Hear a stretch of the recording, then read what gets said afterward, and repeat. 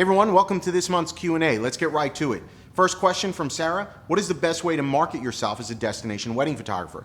That's a really good question, and I'm going back to like 9 years ago, 10 years ago when we first started. All we could dream about was shooting all these like gorgeous exotic locations and how we could work with our couples to get there.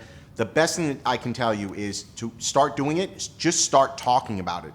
Talk about it with your clients when you meet with them, prospective clients when you meet with them. Start with engagement sessions. It's really easy to convince your client to meet you in another city to do their engagement pictures. These are clients you've already booked. They're already working with you, so you don't have to convince them to host their wedding in some exotic location. It can be as simple as, for us, we're in the St. Louis area. I could say, hey, meet us in Chicago. Let's do your engagement pictures there. Meet us in New York. Let's do your engagement pictures there. So immediately you start building your portfolio and showing images that are on different locations, and that's going to force people to start thinking about you in a different way. That's the best and fastest way to do it. The next thing is travel to those locations. So if you want to be a destination photographer, go to those locations, showcase those in your portfolio, do a portfolio shoot. Now granted, that's a little bit more expensive and you don't necessarily have a paying client.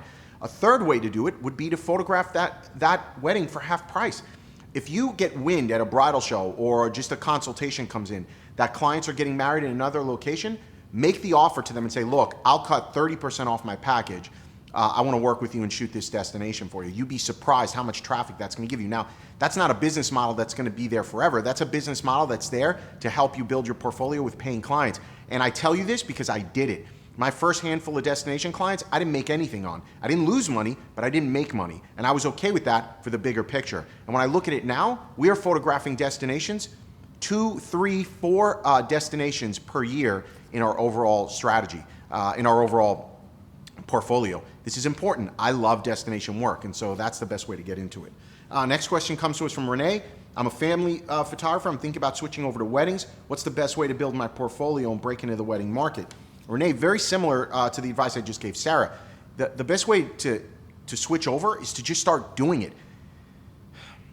Here's the challenge. A lot of people, when they're thinking about breaking into a new market, think it should immediately be profitable. That's not reality. That's not how business works at all. Think about major companies out there. When they're switching into a new market, whether it's Coca-Cola, they're going to offer a new soda. They're going to break into the water market with like Dasani or something like that.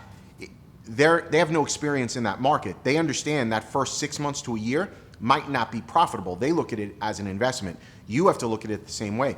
Photograph weddings below market value. Get your first 2 to 3 under your belt. Photograph them for under $1,000, all knowing that your main price is going to be 3 times higher. You do not want to play in the wedding market at $500 and $1,000 per wedding. You're going to go broke. But for your first 2 or 3 to get them under your belt, what better way to do it? This is an investment in that line of business, and that's the way you have to look at it. Next question comes to us from Greg. What gear do you bring on a wedding day? Probably way too much gear, Greg. The way I would look at this is what is the mandatory, I guess, or required gear you should have. First of all, you want to have fast glass on a wedding day. Nothing slower than 2.8. Because if you're going into a church trying to shoot at 4.0, 5.6, I'm telling you, your picture is going to be either super grainy because you're cranking up the ISO or just super blurry because you can't get your shutter speed fast enough. And so minimum 2.8. The glass I would recommend having, 1635, 7200, 2470. Those 3 pieces, and I said them out of order, those 3 pieces will give you a great range to work off of. 1635 is your wide, 2470 is a mid-range lens, and a 7200 gives you that nice zoom tight crop on it. So go at 2.8 on those. That's going to cost you probably $5,000 to $6,000 to get to that point. Maybe you buy some of that gear used, but that's what a minimum should be in your kit. The next lens I would be adding is a macro lens. Canon has a great 100 millimeter macro. All the camera manufacturers do. 2.8. And then from there, I'd add a 50 millimeter 1.2. Make the investment. Don't buy the plastic 1.4, 1.8. Make the investment, get the right lens, and that money will last you. I mean, the lenses that I have had for the last 7, 8 years. And so it's not like I have to go out like a new camera every year and a half, 2 years and upgrade. My 7200, I have had for 7 years now. I have not upgraded to the new one. That investment I made in that lens has lasted me for many, many years, and I promise you it'll last you as well. Next question comes to us from Austin. How do you find your client, the bride who actually sees the value of photography on her wedding day? Austin, that's the million-dollar question we all have, isn't it? How do we connect with those clients, our clients who see the value in what we're doing? Well, here's what you got to do.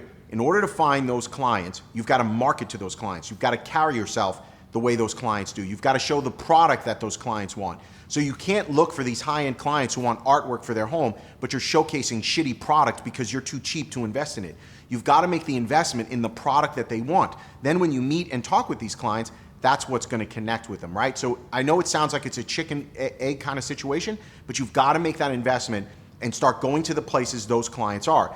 Those clients are not at budget bridal shows. Those clients are not only going to find you on a website. They want to meet with you face to face. They want to come to your studio. They want to connect with you. They want to see samples of that artwork on the wall. That's the way to connect with those clients. Next question comes to us from Terry.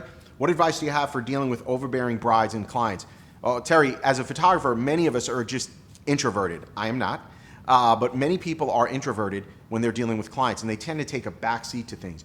You have to get out of your shell, get out there, and take control of the day. And it's like a shark and blood in water. They are gonna, if you just come across as shy and timid and you don't know what you're doing, people are gonna lose confidence in you, and they're gonna take control of the day. Well, why don't you do this? Well, you should do that. Well, we should go over here.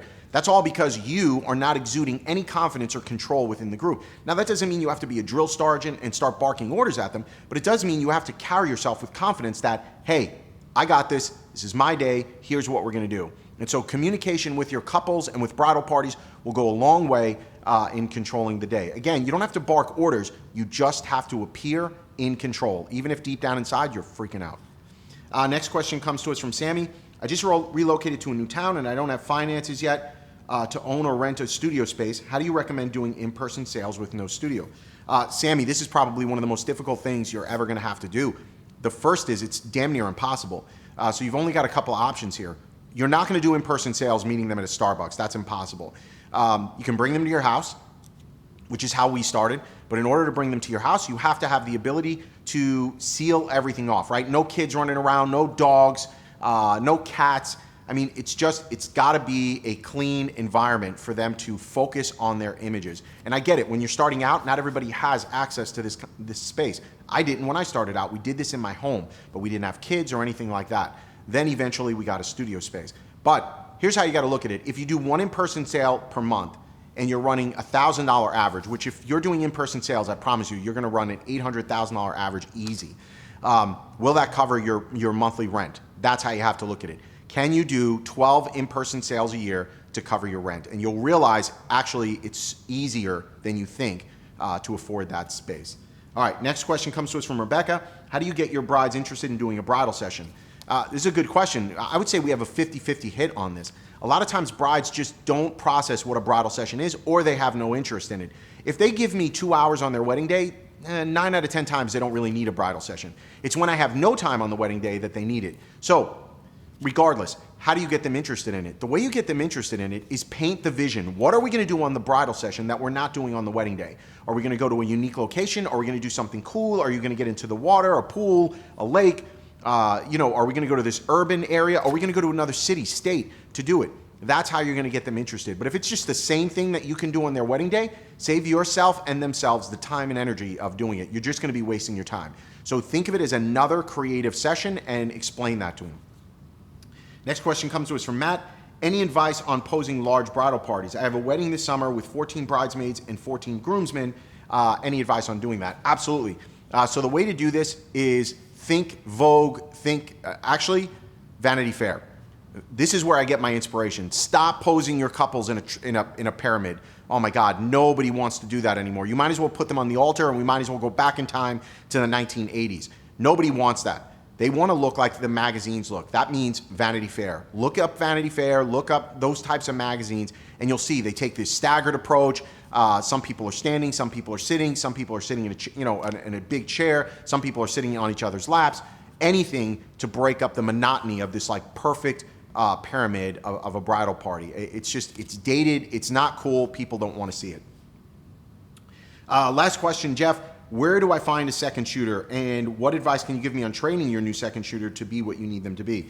Jeff, this is the bane of most photographers' existence on how to find that second shooter, and more importantly, what to pay them. I was online, and this was going back and forth in a group on what to pay them. We pay our second shooters $250 for an 8 to 10 hour day. That's $25 to $30 an hour, no taxes, cash. Give me a break, man. Where can you make $25 to $30 an hour? Plus, I'm holding the contract. So that means I have all the liability. I have to pay for all the equipment. I have to deal with an upset bride and groom. I have to deliver and pay for an album. You're a second shooter. You show up, take some pictures, hand me a memory card, and go home. $25 to $30 an hour is a really good price. Great. That being said, how are you going to train them to be what you need them to be? It's all about communication. When we started out, we were working with photographers, whoever we could get on any given wedding day. And our coverage, I mean, it was hit and miss. So I had to learn to start shooting a wedding as if I were the only photographer there.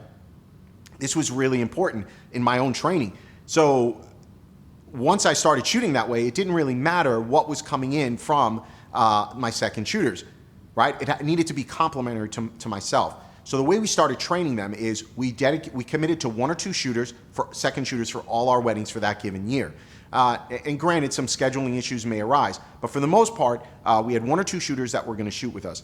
We then would train them before the wedding. We would meet with them. We would tell them what we're looking for. Hey, when I'm doing this, you're doing that. And we would take them through that so that on a wedding day, we weren't so disjointed. But then by the second or third wedding of the year, right, don't forget, we're shooting 25 to 40 weddings at any given year.